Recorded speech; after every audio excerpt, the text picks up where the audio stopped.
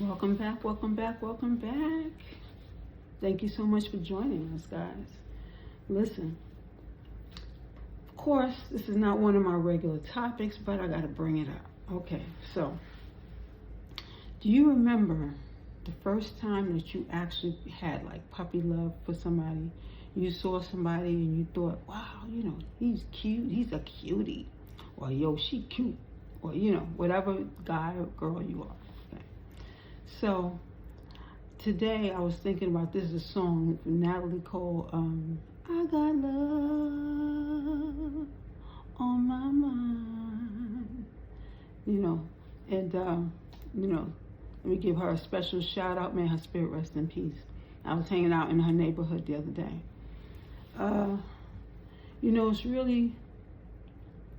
It's really funny because music can change your mood at the drop of a song, And that song, I remember being in Gam's shop, and this little boy who had his father was one of the barbers, and it was just amazing because the song came on. It was raining outside, and we had to go to the store because we were sent to the store together.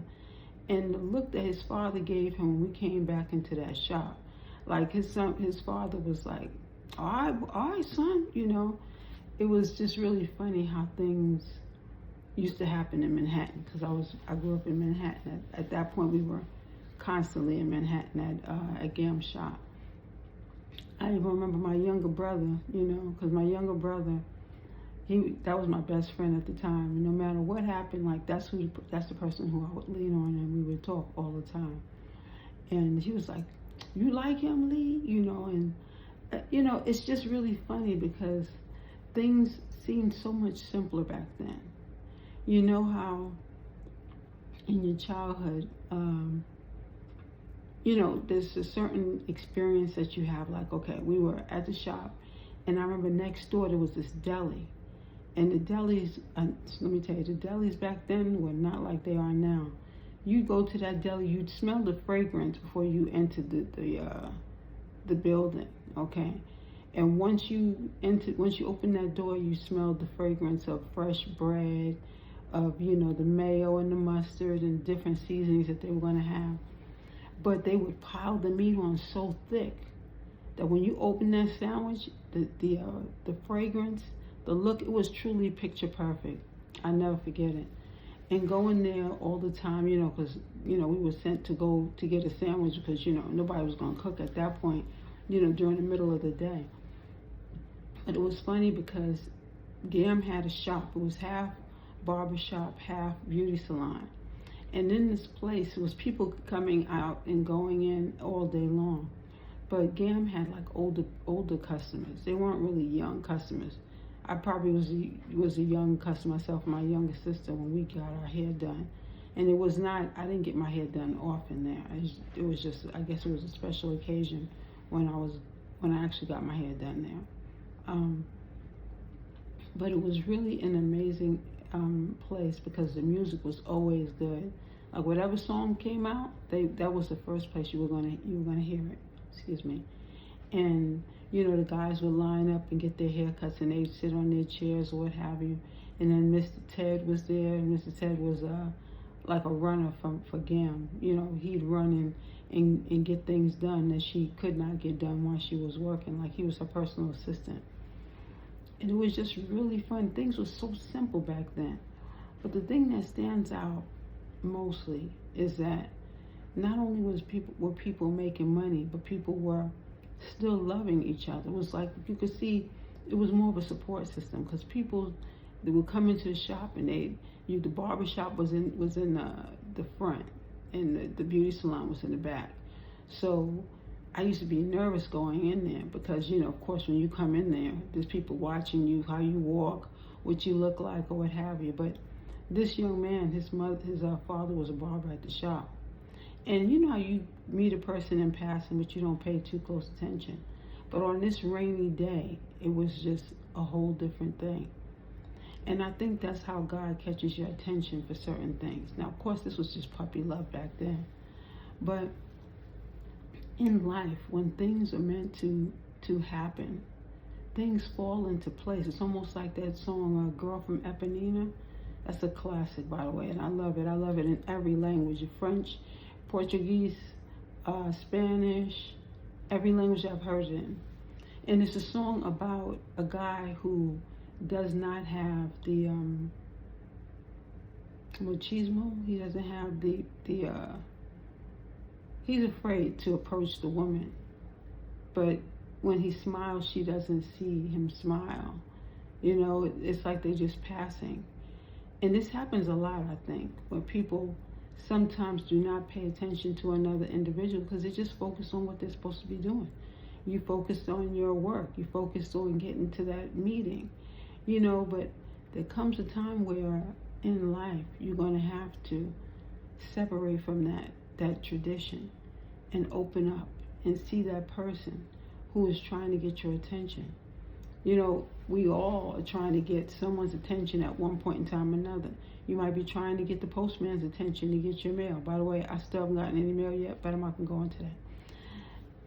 Or you might be trying to get the babysitter's attention because, you know, you wanted to tell her you're going to pick up your child earlier today.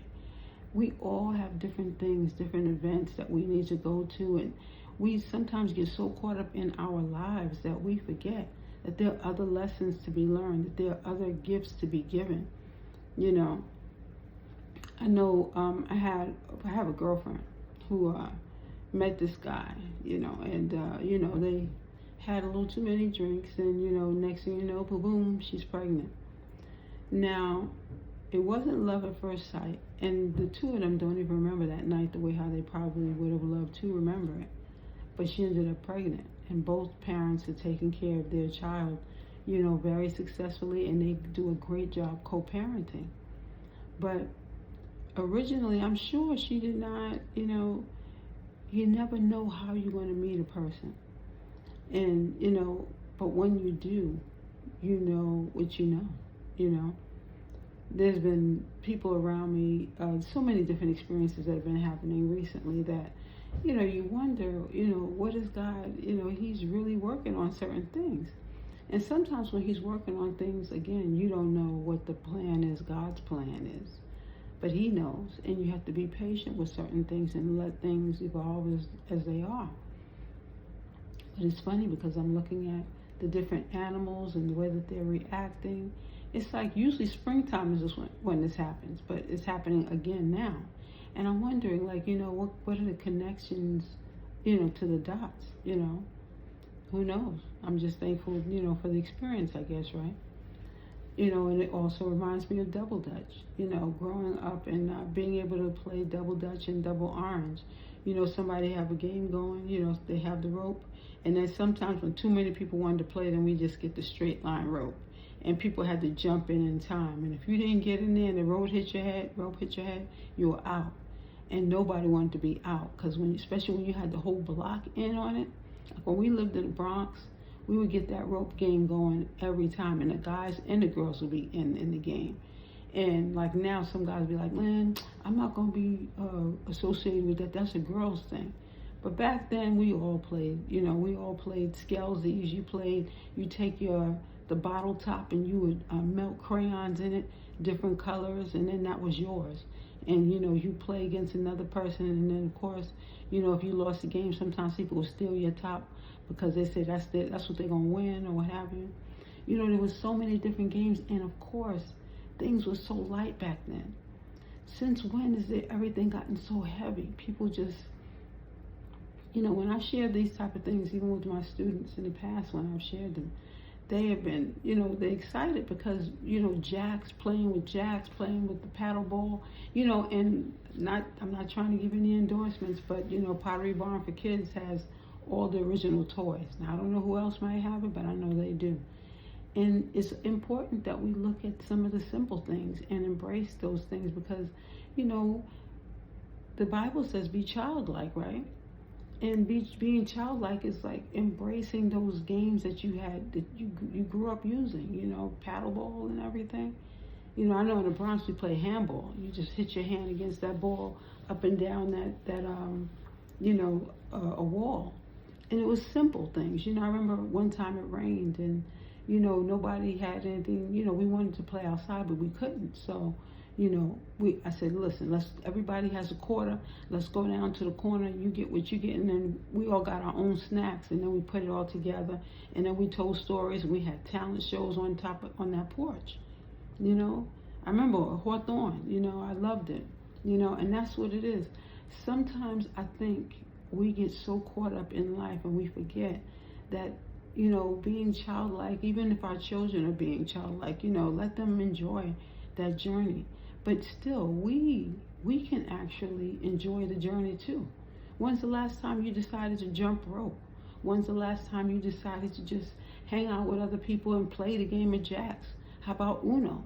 You know, waterproof Uno was my favorite because, you know, I knew I could, the cards could float in the water and I could still play the game.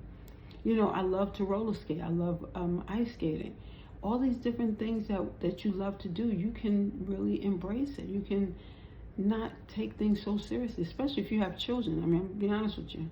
My grandparents took advantage of having some grandchildren. My grandmother, anyway, my grandma Grace, she took advantage of it in a way where, you know, she would play double dutch with us and we'd be the ones turning. And I used to get annoyed with her for that because some of my friends were like, I don't want to play anymore, and they'd leave. I'm like, you running my friends off, you know? But you couldn't say that. Of course, I thought it. I didn't say it. You know, but those things, you can remember the good times. And those good times were being able to do that, playing hopscotch, you know? The guys and the girls played hopscotch, you know? And, you know, the guys played their basketball or whatever, but sometimes we would get in the game too, you know, and try to steal the ball or what have you, you know? Especially if you like the boy, you know. So, of course, you know, if we may be grown, a lot of us, we might have grown up, we're adults now, but it's not too late to be able to have some of those times where you enjoy, you know, they have karaoke night coming up, so you already know I'm probably going to get into that. But it's important that even when we find ourselves getting so caught up in life, we have to, you know, pull back and say, okay, let's have a fun day, a fun event. You know, I had a beach day a while ago, but it took so long for the sand to come out of my stuff that I'm like, phew. See, I have to take a break from that. But it's like, if you can actually take some time and really do something that you enjoy, that's part of your self-love journey. Getting to know yourself, getting to know what you like, what you don't like, and what really makes you feel good, you know. I had this talk, you know, with a few friends today. There was a meeting, and of course, the meeting went into people playing around and, you know, joking about certain things. And, you know, of course, politics, that turned into a joke, which is really funny because usually politics turns into an argument. But everyone was joking or what have you, talking about, you know, everybody wants to get together to have a gym day. And I thought that was pretty cool because, you know, it never hurts to get into shape, you know. I know that some people on the sideline were trying to make comments about what certain people look like or what have you, but regardless of what you want to make fun of a person or you know, judge other people, whatever, it still comes back to you. You looking and evaluating yourself, because you could talk about other people all day long, but when it comes to you, you need to really reevaluate where you stand, how you feel about yourself, what you think you look like in clothes or not clothed. Because we all have a journey. In the spiritual journey, there's a physical journey where we might want to do certain things. I know that people have been talking about Sanabello lately. I don't have to do Sanabello. I can go work out at the gym and I will be straight, you know. You can ask my younger sister, because when we've committed ourselves to the gym, we have done our just due and moved it on up, you know. So it depends on, you know, what you want to do, how you want to, you know, commit to what the journey really is. You know, your journey might be different from someone else's, but it is still a journey.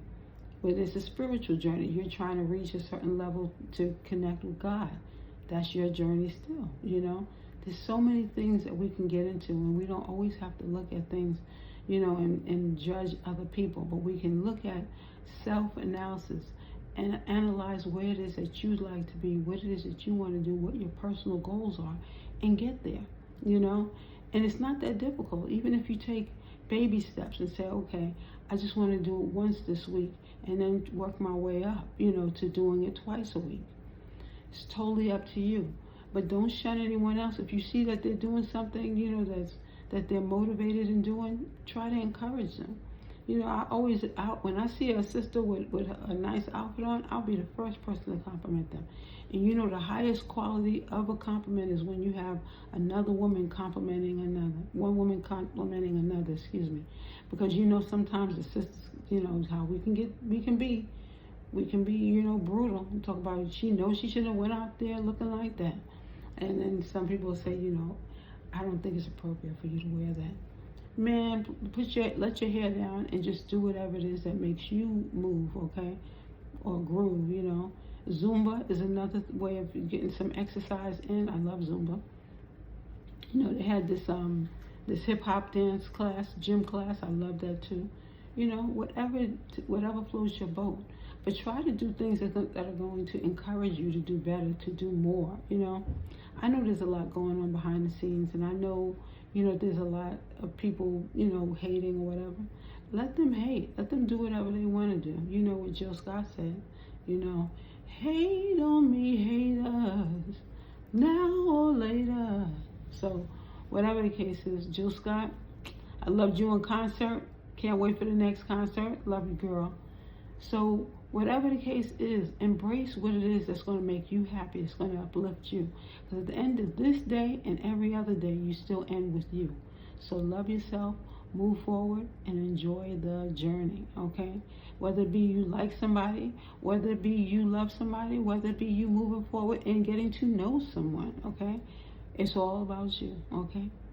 You have a wonderful day, and it is so wonderful that you've joined us here at Indigo Moon. Thank you so much for joining us. You have a good one.